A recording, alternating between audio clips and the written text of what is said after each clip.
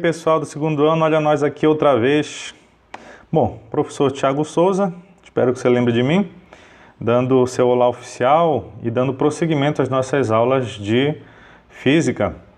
Bom, na aula passada nós enunciamos a primeira lei da termodinâmica, aquela equação que dava o balanceamento energético de fenômenos, de sistemas, né? Bom, espero que o livro didático esteja com você, que você esteja estudando, ou pelo menos aqueles que eu estou enviando, né, as páginas do livro didático, para que você amplie o conhecimento que eu estou entregando para você, e você é responsável por isso, saiba disso. Não fique dependente de pessoas, até mesmo de um professor. Nós só damos a direção para que você atinja o objetivo, para você não errar, né, o alvo, correto? Não desista no meio de tantas dificuldades, de tantas situações. Pode ter certeza, o meu recado para você hoje aqui: depois de uma dificuldade sempre vem o momento de conquista, de vitória, de bonança. Pode ter certeza, é isso que eu tenho experimentado até hoje. Tá ok? Bora lá para a nossa aula de hoje. Na aula passada, junto com a primeira lei da termodinâmica, nós falamos de algumas transformações. Faltaram duas. Eu preferi não colocar na aula passada para não ficar muito comprida a nossa aula. Mas quais são essas transformações que faltaram lá? No caso, essa aqui é uma delas, tá? Que é a transformação adiabática. Nós vimos a isotérmica, a isocórica ou isométrica e vimos a isobárica. A adiabática nós vimos que é uma transformação que não troca calor com o meio. Não foi essa definição no início aqui de termodinâmica, que a transformação adiabática ela não troca calor com o meio. Nós temos então já de cara uma informação aqui, né? Então o calor não é a variação da energia interna mais o trabalho. Então quer dizer que se eu tenho esse meu calor zerado, então sai que essa variação da energia interna vai ser o valor inverso do trabalho. Tá bom, guarde isso aí. Nós temos aqui na transformação adiabática uma equação que é a seguinte: P vezes V elevado a gama, isso é uma constante. Essa aqui é a lei de Poisson, o físico francês, né, define aquela curva adiabática, você está vendo? Enquanto que as nossas isotérmicas Tx e Ty, elas são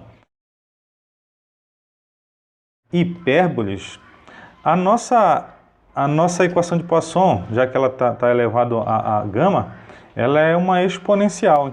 Então aquela curva vermelhinha é uma exponencial, enquanto as Tx e Ty são hipérboles. Elas se cruzam, a curva adiabática ela cruza as isotermas. Bom, eu também posso definir esse nosso coeficiente gama. Aqui não vou enunciar, não é a ideia, né? Como sendo o calor molar a pressão constante sobre o calor molar a volume constante. Certo? Então essa aqui seria a nossa... Quando esses calores, ou quando esse gama que nós chamamos de expoente de Poisson,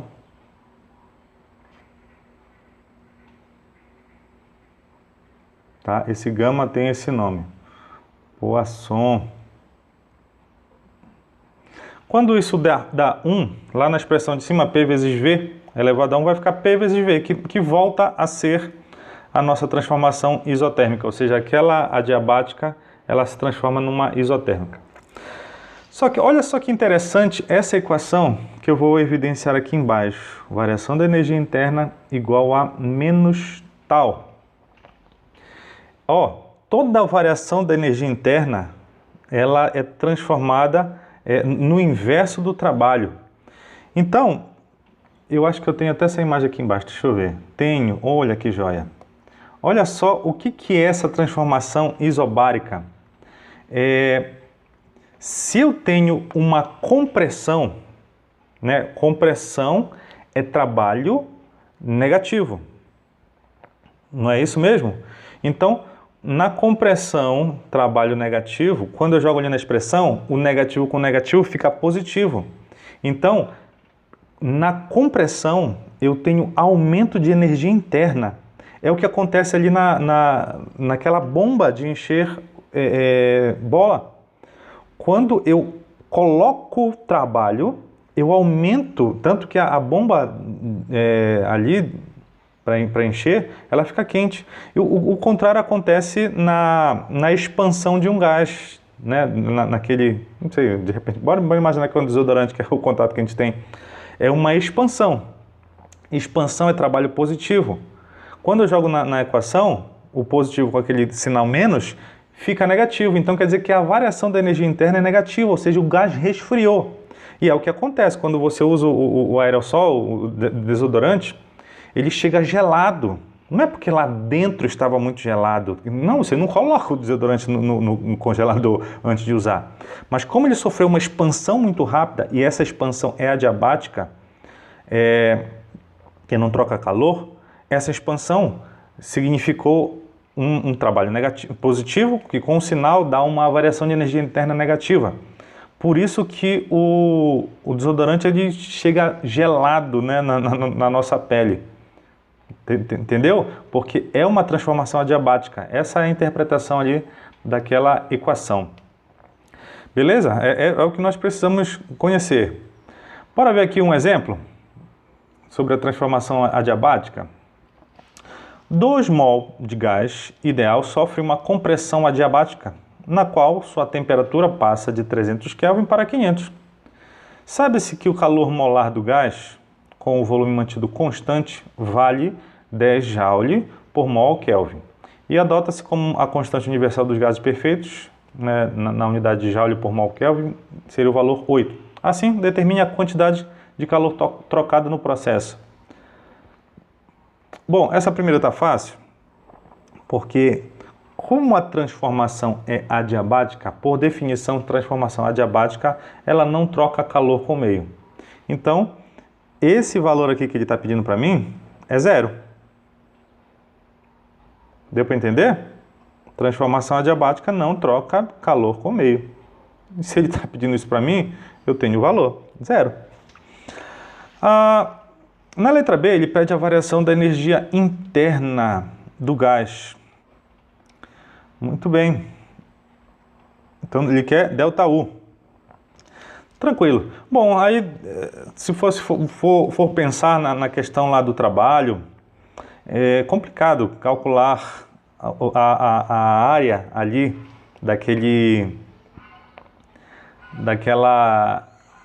abaixo do gráfico. Deixa eu voltar aqui em cima, para você perceber como é que eu calculo essa área debaixo do gráfico. Não tem como. Complicado. Só que deixa eu te mostrar um negócio aqui, até é bom para a teoria, que se eu estou nesse ponto X aqui e transformo de forma adiabática até um ponto Y, eu estava numa temperatura Tx e fui para Ty. Eu tenho uma variação de energia interna aí, não tenho? Com certeza, porque variação de energia ela está diretamente proporcional à variação de temperatura. Mas, se eu saio de X e vou para um ponto, sei lá, Z, eu não estava numa temperatura Tx e fui para Ty, então aqui eu tenho a mesma variação de energia interna. Não posso afirmar trabalho, logicamente, porque até essa transformação aqui é a volume constante de X para Z, ou seja, não tem trabalho, mas tem uma quantidade de calor aí cedida que não vamos calcular aqui. Mas olha o que é interessante. Essa variação de energia interna na adiabática de X para Y é a mesma de X para Z, a volume constante. E eu posso utilizar essa ideia aqui.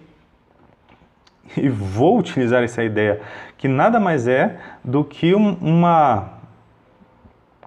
calcular, pensando, né, que... Deixa eu reescrever aqui, então.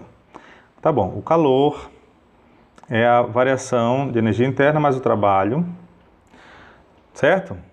Tá, se fosse adiabática, esse calor é zero, só que agora eu estou considerando aquela a volume constante. Então tá ok. Então, a volume constante, o trabalho vai ser zero. Então, essa variação de energia interna que eu quero vai ser igual à quantidade de calor. Que no caso aqui, a fórmula que nós conhecemos é a quantidade de mols, o calor molar a volume constante e a variação de temperatura. Eu vou usar o delta θ para lembrar lá do primeiro bimestre. Muito bem. Então, a variação de energia interna. Quantidade de mols era 2, né? 2 mols. No início da questão aqui, 2 mols. O calor, cadê? Calor molar do gás, 10. E a variação de temperatura foi de 300 para 500. Então, alterou 200. Então, 2 mols, calor molar 10 e subiu 200. 2 mols, calor molar 10 e uma variação de temperatura de 200 Kelvin. Tá tudo em Kelvin, então tá beleza. Então, aqui a variação de energia interna deu 200 vezes 10 dá 2.000. 2.000 vezes 2 dá 4.000. 4.000 joules, ou seria interessante, né, escrever em notação científica, variação de energia interna, 4 vezes 10 a terceira joule. Joia, que era o que ele queria. O trabalho realizado pelo gás na letra C. Agora sim. Então aqui eu posso me valer justamente daquela ideia da adiabática, de que a variação da energia interna é igual a menos o trabalho. Bom, manipulando essa questão aqui, o trabalho vai ser menos a variação da energia interna. Eu calculei a variação da energia interna, então é só inverter o sinal. O que eu faço aqui? Como é que ele quer finalizar aqui? Quer o valor do expoente de Poisson desse gás. Muito bem. Bom, a gente então... Bora ver aqui. Letra D, ele quer o expoente de Poisson. Expoente de Poisson é o calor molar a pressão constante sobre o calor molar a volume constante. Bom, a gente viu que esses dois calores, a diferença deles dá a constante dos gases. Cp eu ainda não tenho, mas eu tenho CV, que no caso era 10 lá em cima, né? E essa constante era 8, quer ver? Ó,